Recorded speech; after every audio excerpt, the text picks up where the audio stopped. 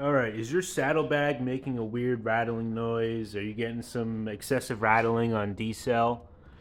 Or just even at idle? This thing will bounce around and vibrate the latch.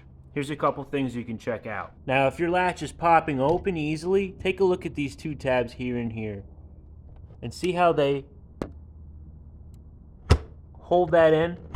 Sometimes what you'll have to do is bend these tabs up, and I advise putting some masking tape right below here, then getting a flathead screwdriver and bending it up until it properly holds the latch. The second bit of information I'd like to give you is about rattling.